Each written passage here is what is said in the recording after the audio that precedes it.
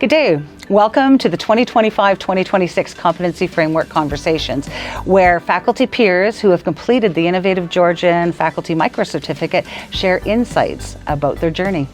Join us to learn what your peers did to engage with the framework, some lessons learned from them perhaps as well, and next steps for you and for them in terms of engaging with the framework.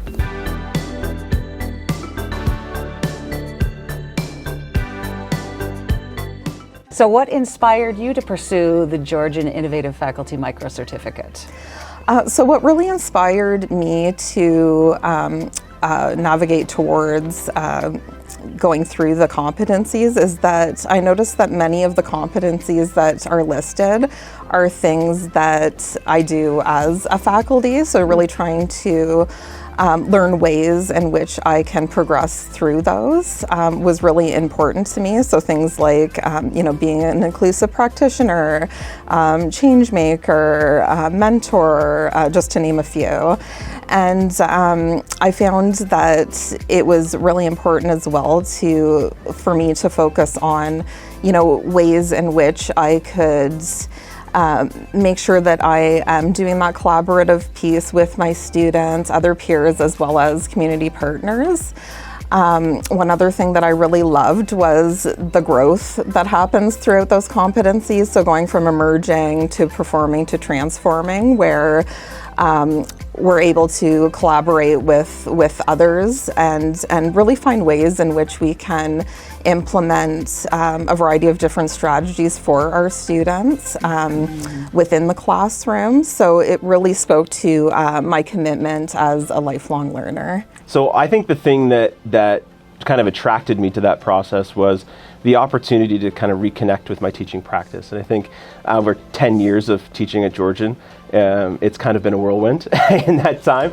And so having some time to kind of intentionally reflect on what's gone on the last 10 years and how have I grown as an educator, but also how have my colleagues supported me in that growth, and what have I learned from my students. And I think sometimes in the day-to-day we kind of miss the opportunity to think intentionally about that. So this was a great opportunity to do that.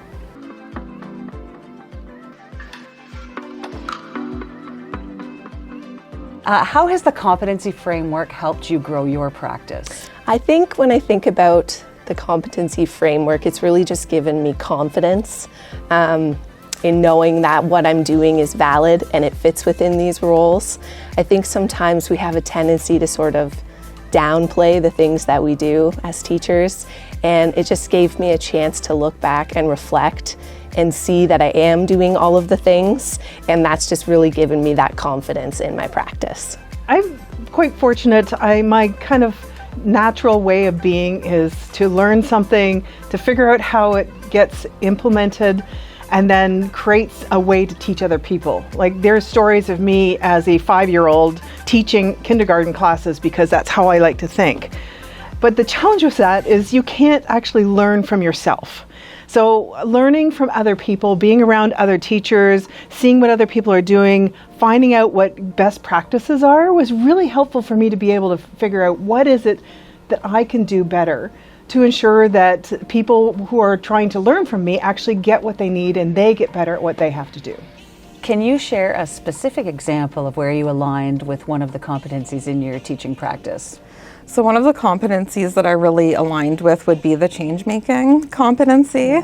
I advocate for equity, diversity, justice, inclusion, and belonging within all of the work that I do. And so it really resonated with me to find ways in which I could carry over some of that within my own teaching practice. So one of the things that I have done for my early childhood education students is to create a change-making advocacy plan and Pekakucha pitch presentation where students are in small groups.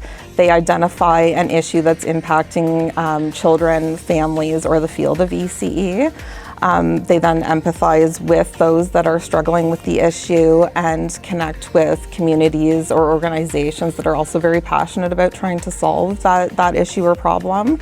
and then they come up with a solution to pitch to myself, their fellow peers, as well as community partners of how they intend to try to solve that issue or problem. So it really empowered the students to become early childhood education change makers and to find ways in which they can work towards a more just society. It's hard to pick because I find the competencies are so interwoven, but I chose the collaboration competency. And so I think when I mined through some of my favorite exercises and things that I've done in my classrooms or work I have here at Georgian, I've really purposely tried to collaborate. I almost can't not collaborate. And so first of all, I think that we collaborate with our professional association. Recently, I've been teaching some new courses, and these are survey courses that other professors teach. So we decided to get together more often and sort of collaborate and bring together best practices, making sure we're being inclusive in the classroom and understanding kind of the paradigm of the students that we have now. And then finally, when you collaborate, you get open to new things. So some colleagues from outside my program, from CTEL, shared Peter Lildahl's book, The Thinking Classroom. Yeah. So Samantha came and shared with our group how that works, and so we brought that into the classroom and experimented. And it's been such a rich experience, and seeing how it works with our content to make sure the students are meeting the learning outcomes. But you know, you collaborate, you get a bit braver, right? A little bit more willing to take risks. So I've just been really blessed to have some collaborators to work with.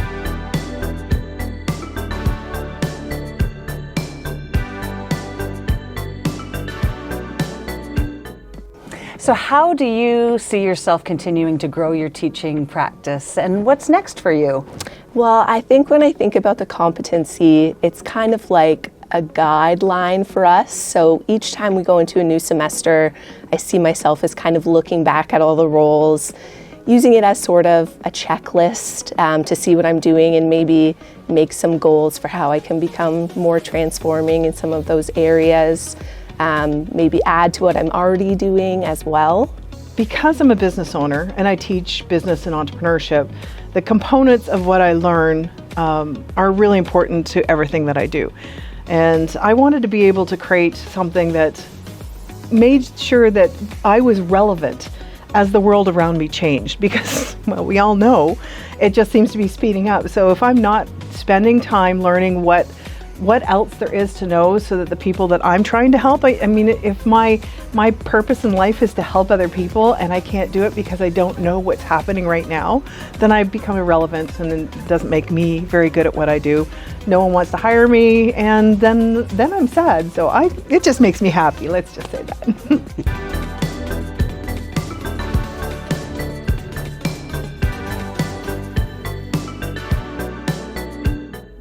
What sort of advice would you give fellow faculty as peers with respect to the roles, and if they're interested in actually pursuing the micro certificate themselves? So I think one of the things that I benefited most from, and this kind of in keeping with the spirit of the framework, is collaborating in that process. And I would say if you're interested in working through the framework, do it with a collection of peers from your area, or even not from your area. And I think it was an incredible opportunity to hear about things that are happening outside of my own classroom, the contributions that other people are making to their own practice, to their students, to the college at large. And I think it was an opportunity to kind of be wowed a little bit by the things that are going on, but also to do the shameless plugs for yourself. And again, that act of reflection is just taking the opportunity to really think about, like, what are the contributions that I'm individually making to the college, but also appreciating the things that other people are doing as well. I think that sometimes we need to be in a space where you're sharing with other colleagues and listening to some of the guidance that the instructors have for you for this model. It's not input in, right? Like, it's really a guiding framework for stepping out and looking back. And so I would encourage people to be prepared to be surprised. Like, when I started mining, looking for things in my, huge SharePoint or in my courses, I was like, oh, I forgot about this, or it kind of brings you back some joy. The other thing is ask ask for feedback, ask, this is where I'm starting, because that was the hardest part for me, I think, was starting. It's like, do I write this down? What level of the competency should I ask for? Like, does this seem reasonable? So ask the people leading the courses, but also the other people in the course were very rich. You brought in some people that had done it before or that were in the process of doing it. And so I would like, can we meet for 10 minutes afterwards? I'd love to show you this and get your input. And it's so funny because you're scanning over maybe your Blackboard shell or showing something, and they're like, wait a minute, go back, show me, what is that? And you're like, oh, this is this great idea that I had. And you get theirs as well. So be open to that, ask questions, use the resources that you have.